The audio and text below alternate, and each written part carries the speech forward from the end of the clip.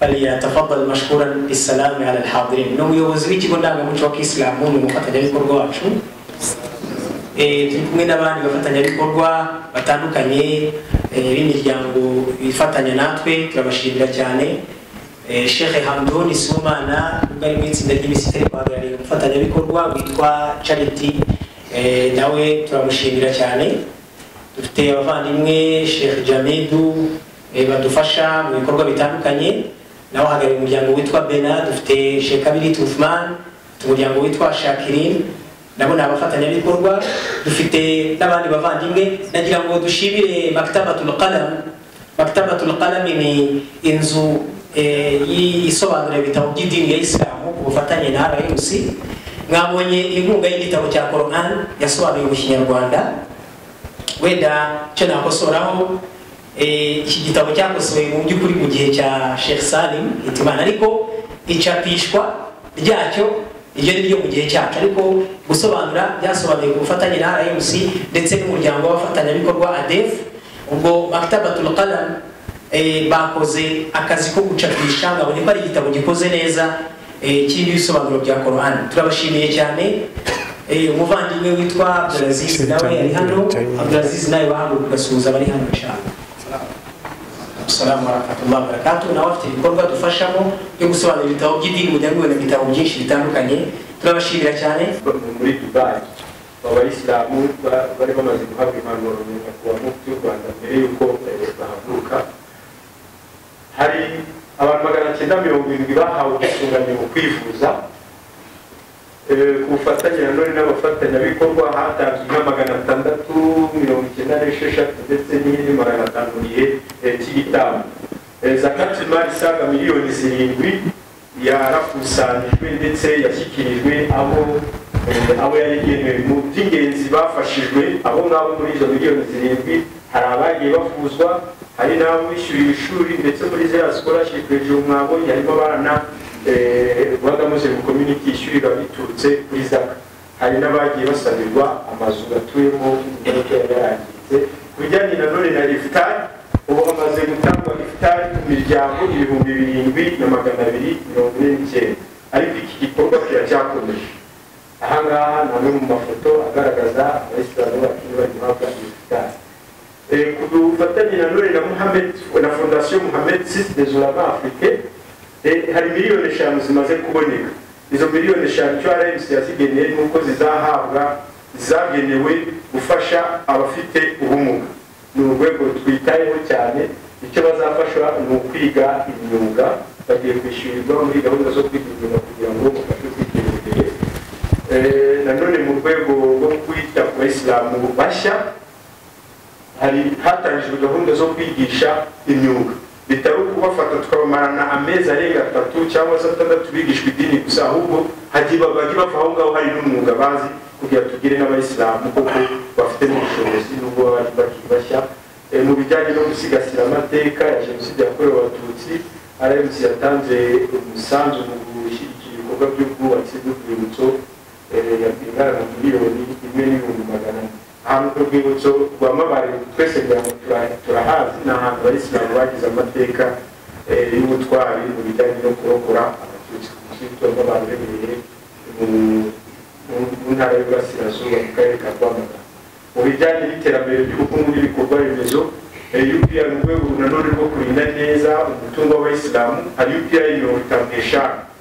Iki gikorwa kiracyakomeje, ariko mu gihugu hose hari UPI 55 hafi zari zifite urubyangombwa byabyo zarabonetse byanditse kuri mazina ya Rwanda Muslim Community. Nanone twungutse ubutaka kuri mu rwego rwo gushishikariza abayisilamu n'ahantu haba hagaragaye ko bashobora habura umusigiti. Timenya kuba mufti kegera abayisilamu bafite ubutaka bunini cyane, abisilamu rero batanze impano y'ubutaka square meter 500. urabona ko hariya igice cya hectare icura mu Islam yabitangiye nuko aramaze kugaragarizwa ko aho hantu tuhabonye ubutaka hakubaka umusigiti byaba byiza. Alhamdulillah uwo mu Islam yahise atanga ubutaka harani muri Rwamagana. Hari ahandi twabonye ubutaka bwa square meter 3,393 nabwo buri Masaka kandi buri ahantu heza. Murabizi nanone mu bindi byagezweho hari umusigiti uri kubakwa mu Gitondo, twese turahazi kuko hakorwa n'umuganda buri cyumweru. Umusigiti wubatswe mu gihe gito cyane ndetse twaboneyeho urugero rwiza rw'ubufatanye, aho umusigiti uzajya wakira abayisilamu 400 ndetse n'amashuri 3 uburingo yawo igeze kure. Urabona ko ahanyakubahwa mufti yarafatanyije n'abayisilamu baho gushyira ibifatizo kuri ari ku musigiti. Niho umusigiti ugeze, ariko Allah nadushoboza mu gihe cyava turifuza ko umusigiti uzaba umeze uko umuntu nagaye. Nanone twari twabikomoje hejuru muri ya mibonano nyakubahwa mufti w'u Rwanda yahuye n'abambasaderi, hari byavuyemo nuko hari abafatanyabikorwa. Ambasaderi wa Turukiya yahuza nawe yahuje na RMC, bemera ko ishuri ry'ituze igiye rizahabwa ingengo y'imari ya miliyoni zigera ku 100 kugira ngo ishuri babisane neza rijyane n'igihe. Ahangaha harimo ambasaderi wa Turukiya n'abahagarariye taktika bari baje kureba aho bazashyira ibyo bikorwa. Munyemerere banyakubahwa twakwihuta ku bijyanye hari imbogamizi zagiye zigaragara nubwo hari byinshi byagezweho muri iki gihe gito, ariko hari ubuke bw'ibikorwa byinjiza umutungo. Ibituma ubuzima bw'umuryango bushingira ahanini kuri sadaka, kandi nanone iyo urebye sadaka ntabwo ibihagije ku buryo ishobora kuba yahaza ibikorwa byose twabona. Hari ikindi bamwe mu bayisilamu baracengerwa n'umuco wo gukorera hamwe cyangwa se umuco wo guhuriza hamwe imbaraga. Benshi baracyakora buri wese ukwe. Mu kuri uko gutatanya imbaraga biduhomba byinshi cyane. Nari mbikomojeho murebye hariya ku Itunda aho twafatiye umwanzuro wo guhurira hamwe mu mezi 3 gusa umusigiti ugiye gukoresha miliyoni 100. Mwabonye mwese ku buryo ibikorwa byagiye byihuta. Mu zindi mbogamizi duhura nazo cyangwa se RMC yagiye ihura nazo bifite abakozi benshi cyane, ariko benshi nanone muri bo ni abakorerabushake. Kuri abakoresha umukorerabushake cyane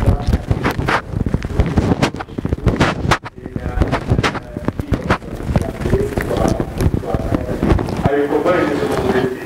Nk'uko mubizi dufite icyuho cyane mu burezi, ahanini ibuka investment imaze igihe isakoka. Murabizi ahangaha ntabwo ari ikibazo cy'uburangare cyangwa se ari ikitarakozwe, ahubwo hari uburyo leta yavuguruje politiki y'ibijyanye n'uburezi. Ibyo byatumye abenshi bajya mu bigo bya leta, kandi ahanini RMC ibigo byabo byabikwiye. Byasabaga rero ko habaho ishoramari mu bikorwa bya Rwanda Muslim Community kugira nayo zamuke ibikorwa by'uburezi bijyanye n'igihe. Aha rero naho mwabonye ko mu bijyanye n'ingamba turaza kugaragaza icyo tuzakoraho. Imisigiti myinshi itajyanye n'igihe nanone itari kuri standard. Urabizi naho mu misigiti 455 RGB yahise ako kanya hari imisigiti 329 itari yujuje ibisabwa. Izo zari imbogamizi zikomeye. Birakwiye rero ko dufata ingamba kugira ngo umusigiti wubatswe koko ku buryo hatazabaho uburyo bwo kongera gusubiza inyuma. Nanone umubare muke w'abize idini ugereranyije n'umubare ukeneye. Mwarabonye amabwiriza ya RGB, dufite imisigiti 455, dufite abashinzwe gusa 120. Bivuga ngo iryo teko ryapuritswe, hari imisigiti yose myinshi itakwemererwa kuba yafungwa. Yewe n'ubu hari itarafungwa kubera ko dufite icyuho cy'abagabo n'ibindi mubare tutari wari. Gahunda ya zakati imari itabirwa mu gihe leta n'ababiri tubivugaho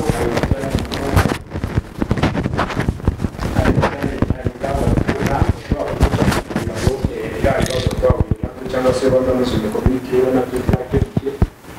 muri manda nyakubahwa mufti yabikomojeho muri za ntego 3 nkuru harimo muri manda harimo ko hongewe imbaraga mu kongera ibikorwa n'imishinga yinjiza umutungo.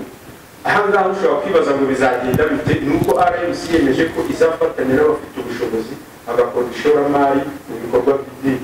Ni nayo mpamvu hahise hajyaho byatsinda mwumvise twise BIPD, Bureau of Investment and Project Development. Bazaba bashinzwe kwiga ishoramari mu bikorwa bya Kisilamu ndetse no kwiga imishinga y'iterambere. Ahangaha bazaba bafite role nini cyane. Nanone mu zindi ngamba dufite kongera ubukangurambaga mu Bayisilamu hagamije kubasobanurira inyungu ziri mu guhuriza hamwe imbaraga. Mu kuri nta hantu ntacyo twageraho tutahurije hamwe imbaraga. Nanone harayiteganya gufatanya n'Abayisilamu bafite ubushobozi muri mu gukemura cya kibazo dufite mu burezi. Niyo mpamvu hashyizweho ya yitwa ICP kufatanya n'Abayisilamu. Imisigiti itujuje ibisabwa nanone izakomeza gufashwa kugira ngo yuzuze ibisabwa, ariko nanone hafatwe n'ingamba y'uko umusigiti mushya ugiye kubakwa hagomba kureba aho ugiye gushyirwa, hariho kuko hakenewe umusigiti ndetse no kureba ko imisigiti yujuje ibisabwa, atari bimwe byo gupfa kubaka gusa kuko twabonye umuterankunga. Nanone hari mwumvise ko dufite icyuho mu Bayisilamu bizi idini. Ikizadufasha cya mbere mu gukemura ikibazo mu buryo burambye ni ukuba twagira kaminuza ya Kisilamu mu Rwanda, aho abanyeshuri bazajya biga mu Rwanda bagasohoka ari benshi cyane ari n'Abayisilamu. Nanone hari no gukomeza ubuvugizi nanone za scholarship mu gihe twakigiraho. Mwabonye ko na scholarship mu bihugu bya Libya iminsi ya vuba inshallah izasubira. Hashyizeho urwego rushinzwe gukusanya zakati y'imari ahantu kugira ngo nanone dufatanye umubare wa zakati y'imari. Mwabonye ko muri kiriya gihe tumaze habonetse miliyoni zirindwi gusa. Si uko rero zabonetse gusa, ahubwo Abayisilamu bagiye bazitanga muri bwa buryo twagiye tuvuga kugira ngo twishyire bajya kuba munyemereye mu gusoza ibyo koko turabura byinshi cyane, ariko nituguriza hamwe imbaraga nanone tuzahita tugera kuri byinshi biruta ibyo tubura. Murakoze ubumwe bwacu, imbaraga zacu. Assalamu alaikum wa rahmatullahi wa barakatuh. Muri Dubai Abayisilamu bari bamaze guhabwa impanuro mu nyakubahwa mufti w'u Rwanda mbere y'uko bahaguruka. Hari abantu 970 bahawe ubwisungane mu kwivuza. Ku bufatanye nanone n'abafatanyabikorwa hatanzwe inka 696 ndetse n'indi 500 gihe cy'igitambo. Zakati y'imari isaga miliyoni 7 yarakusanijwe ndetse yashyikirijwe abo yarigenewe. Mu by'ingenzi bafashijwe abo ngabo muri izo miliyoni 7 hari abagiye bafuzwa, hari n'abo bishyuriye ishuri ndetse muri ziriya scholarship hejuru mwabonye harimo abana Rwanda Muslim Community ishyurira biturutse kuri zaka. Hari n'abagiye basabirwa amazu batuyemo ingaruka yarangiritse. Ku bijyanye nanone na iftar, ubu hamaze gutangwa iftar ku miryango 7249, ariko iki gikorwa kiracyakomeje. Ahangaha namwe mu mafoto agaragaza Abayisilamu bakiri bari guhabwa iftar. Ku bufatanye nanone na Fondation Mohamed VI des Ulama Africains, hari miliyoni 5 zimaze kuboneka. Izo miliyoni 5 cyo RMC yazigeneye nuko zagenewe gufasha abafite ubumuga. Ni urwego twitayeho cyane. Icyo bazafasha ni ukwiga imyuga, bagiye kwishyurirwa muri gahunda zo kwiga imyuga kugira ngo bafashe kwiteza imbere. Nanone mu rwego rwo kwita ku Bayisilamu bashya, hatangijwe gahunda zo kwigisha imyuga. Bitari ukubafata tukabamarana amezi arenga 3 cyangwa 6 bigishwa idini gusa, ahubwo hagiye bava aho ngaho hari n'umwuga bazi kugira tugire n'Abayisilamu koko bafite n'ubushobozi n'ubwo bari bashya. Mu bijyanye no gusigasira amateka ya Jenoside yakorewe Abatutsi, RMC yatanze umusanzu mu gushyigikira ibikorwa by'ubwubatsi bw'urwibutso ingana na miliyoni 1,400,000. Ahantu ku rwibutso rwa Mabare twese turahazi, ni ahantu Abayisilamu bagize amateka y'ubutwari mu bijyanye no kurokora Abatutsi ku musigiti wa Mabare uherereye mu ntara y'Iburasirazuba mu karere ka Rwamagana. Mu bijyanye n'iterambere ry'ubukungu n'ibikorwa remezo, UPR mu rwego nanone rwo kurinda neza umutungo w'Abayisilamu, hari UPR 55. Iki gikorwa kiracyakomeje, ariko mu gihugu hose hari UPR 55 hafi zari zifite ibyangombwa byazo zarabonetse. byanditse kuri mazina Rwanda Muslim Community. Nanone twungutse ubutaka kuri mu rwego rwo gushishikariza abayisilamu n'ahantu haba hagaragaye ko bashobora habura umusigiti timenya ko mufti kegera abayisilamu bafite ubutaka bunini cyane. Abayisilamu rero batanze impano y'ubutaka square meter 500. Urabona ko hariya igice cya hectare icura mu Islam yabitangiye nuko aramaze kugaragarizwa ko aho hantu tuhabonye ubutaka hakuba ku musigiti byaba byiza. Alhamdulillah ko mu Islam yeza atanga ubutaka harani muri Rwamagana hari ahandi twabonye ubutaka bwa square meter ibihumbi 3,193 nabwo buri Masaka kandi buri ahantu heza. Murabizi nanone mu bindi byagezweho hari umusigiti kubakwa mu Itungo. Twese turahazi kuko hakorwa n'umuganda buri cyumweru. Umusigiti wubatswe mu gihe gito cyane ndetse twaboneyeho urugero rwiza rw'ubufatanye aho umusigiti uzajya wakira abayisilamu 400 ndetse n'amashuri 3 imirimo yawo igeze kure. Urabona ko ahanyakwa mufti yarafatanye n'abayisilamu baho gushyira ibifatizo kuri ku musigiti niho umusigiti ugeze. Ariko Allah nadushoboza mu gihe cyava turifuza ko umusigiti uzaba umeze uko umuntu nagaye.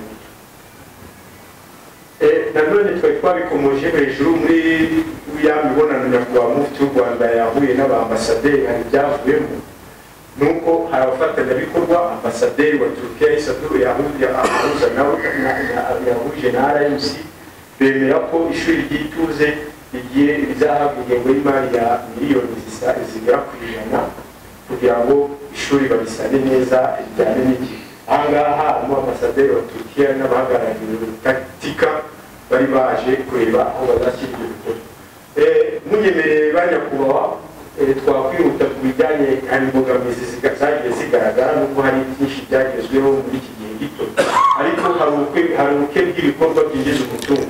Ibi bituma ubuzima n'umuryango bushingira ahanini kuri sadaka, kandi nanone iyo urebye sadaka ntabwo ibihagije ku buryo ishobora kuba yahaza ibikorwa byose twabona.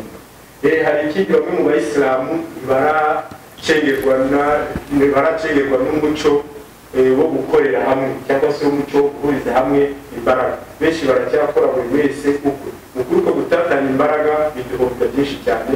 Nari mbikomojeho murebye hariya ku Itunda aho twafatiye umwanzuro wo guhurira hamwe mu mezi 3 gusa umusigiti ugiye gukoresha miliyoni 100.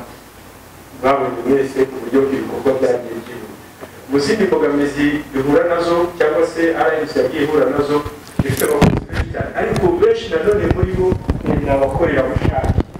Abakorerabushake cyane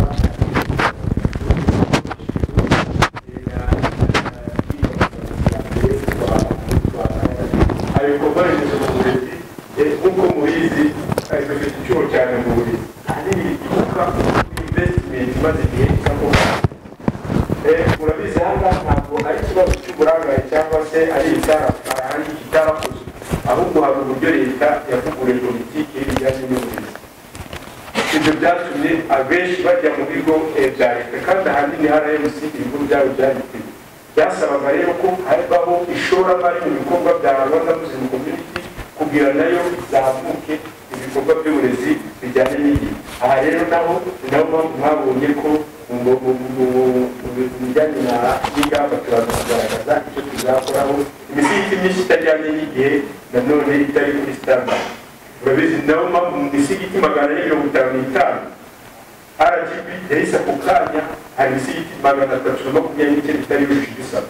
Izo zari imbogamizi zikomeye. Birakwiye rero ko dufata ingamba kugira ngo umusigiti wubatswe koko ku buryo hatazabaho uburyo bwo kongera gusubiza inyuma. Nanone umubare muke w'abize idini ugereranyije n'umubare ukeneye. Mwarabonye amabwiriza ya RGB dufite imisigiti 455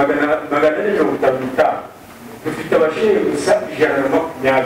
Bivuga ngo iryo tegeko ryapuritswe hari imisigiti yose myinshi itakwemererwa kuba yafungwa. Yewe n'ubu hari itarafungwa kubera ko dufite icyuho cy'abagabo umubare utari wa gahunda ya zakati imari ikarirwa mu gihe na tukabivugaho hari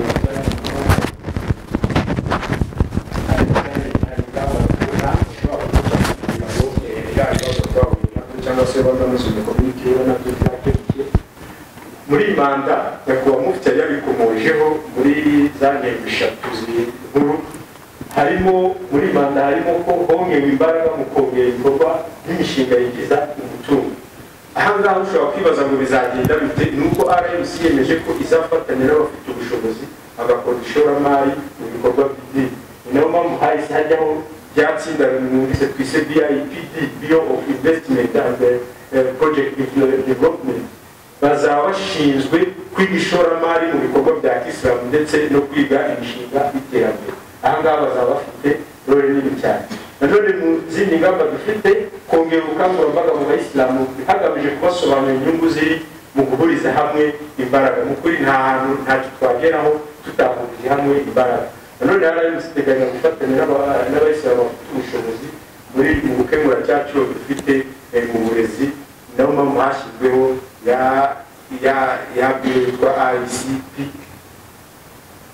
Ku bufatanye n'abayisilamu imisigiti itujuje ibisabwa nanone izakomeza gufashwa kugira ngo yuzuze ibisabwa, ariko nanone hafatwe n'ingamba y'uko umusigiti mushya ugiye kubakwa hagomba kureba aho ugiye gushyirwa, hariho kuko hakenewe umusigiti, ndetse no kureba ko imisigiti yujuje ibisabwa, atari bimwe byo gupfa kubaka gusa kuko twabonye umuterankunga. Nanone hari mwumvise ko dufite icyuho mu bayisilamu bizi dini. Ikizadufasha cya mbere mu gukemura ikibazo mu buryo burambye ni uko twagira kaminuza ya Kisilamu mu Rwanda, aho abanyeshuri bazajya biga mu Rwanda bagasohoka ari benshi cyane, ari n'abayisilamu. Nanone hari no gukomeza ubuvugizi nanone za scholarship mu gihe twakigiraho. Twabonye ko na scholarship mu bihugu bya Libya iminsi ya vuba inshallah izasubira. Hashyizeho urwego rushinzwe gukusanya zakati y'imari, ntabwo kugira ngo nanone dufatanye umubare wa zakati y'imari. Mwabonye ko muri kiriya gihe tumaze habonetse miliyoni zirindwi gusa. Si uko rero zabonetse gusa, ahubwo abayisilamu bagiye bazitanga muri bwa buryo twagiye tuvuga kugira ngo bishyirane. Banyakubahwa munyemereye mu gusoza nibyo koko turabura byinshi cyane, ariko nituhuriza hamwe imbaraga nanone tuzahita tugera kuri byinshi biruta ibyo tubura muri ku buzima bwacu, imbaraga zacu